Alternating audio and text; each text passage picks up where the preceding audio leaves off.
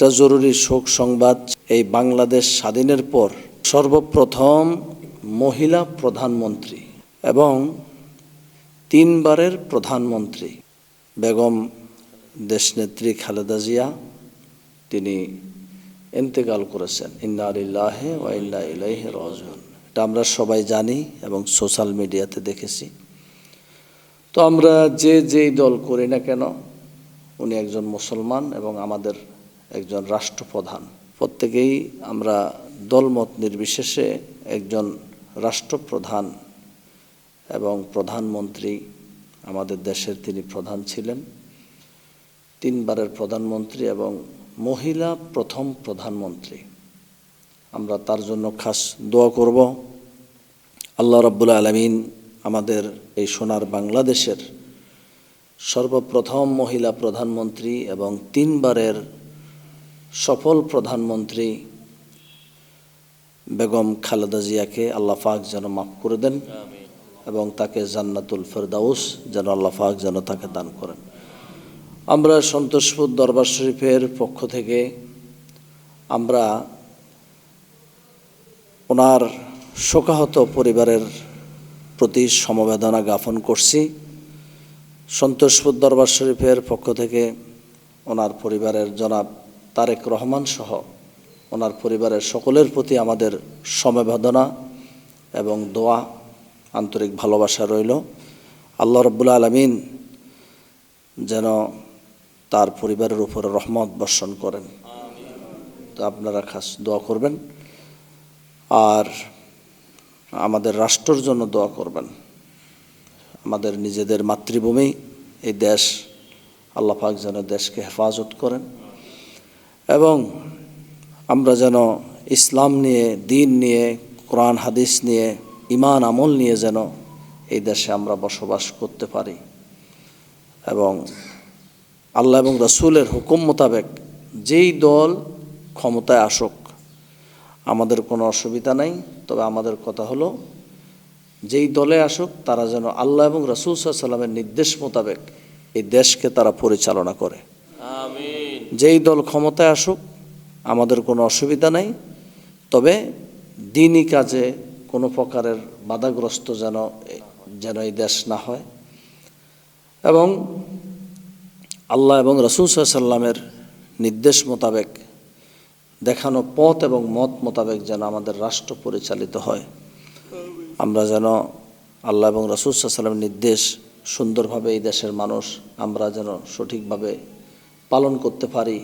একটা দলকে এবং এমন কিছু ব্যক্তিকে আল্লাহ পাক যেন এই রাষ্ট্রটা তাদের হাতে তুলে দেন, যেন ইসলাম, দ্বীন, কোরআন, হাদিস, আউলিয়া কেরাম, সুন্নতে রাসূল, আশিকে রাসূল, আহলে সুন্নাত ওয়াল জামাত, হক্কানি পীর মাশায়েখদের যেন আপনার কার্যক্রম যেন আরও গতিশীল হয়, ত্বরান্বিত হয় এবং যেন আল্লাহ এবং রাসূল সাল্লাল্লাহু আলাইহি ওয়াসাল্লামের দ্বীন এই বাংলাদেশে যেন প্রতিষ্ঠার কাজে যেই দল, যেই লোকেরা আসে তারা যেন সহযোগিতা করে এবং আমাদের রাষ্ট্রের সাধারণ জনগণ যেন তারা সুখে শান্তিতে থাকতে পারে।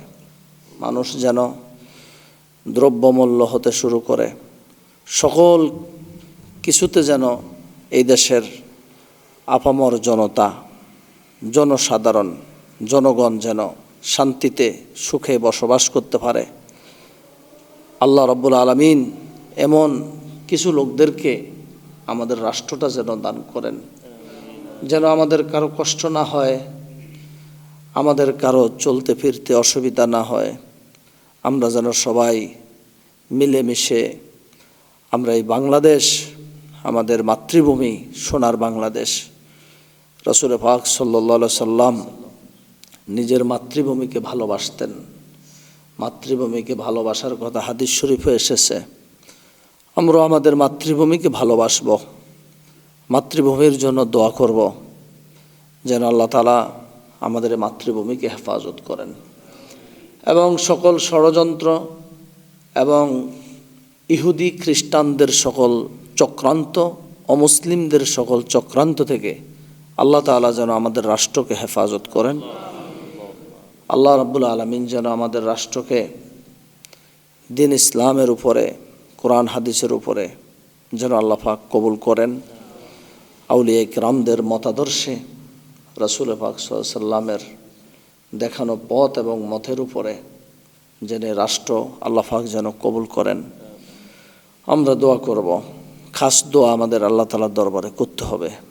আল্লাহ তাআলা আমাদের সবাইকে হেফাজত করুন। আমরা দোয়া করতেছি আমাদের বাংলাদেশের প্রথম প্রধানমন্ত্রী, 3 বারের সফল প্রধানমন্ত্রী বেগম খালেদা জিয়াকে আপনি মাফ করে দেন। প্রথম প্রধানমন্ত্রী বেগম খালেদা জিয়ার রুহে আজকে দোয়ার হাদিয়াগুলো পৌঁছায় দেন। জান্নাতুল ফেরদাউস তাকে দান করুন। জনাব তারেক রহমান সহ তার পরিবারের উপর আপনি রহমত বর্ষণ করুন। আল্লাহ তাআলা আমাদের সবাইকে আপনি মাফ করে দেন। আল্লাহ আমাদের রাষ্ট্রকে হেফাজত করেন। আমাদের এই সোনার বাংলায় মাতৃভূমিকে হেফাজত করেন। আল্লাহ রাষ্ট্রকে আল্লাহ আপনার এমন কিছু বান্দাদের হাতে তুলে দেন আল্লাহ, যাদেরকে দিয়ে আপামর জনগণ শান্তিতে থাকবে, সুখে থাকবে, বাংলাদেশের মানুষ খুশি থাকবে।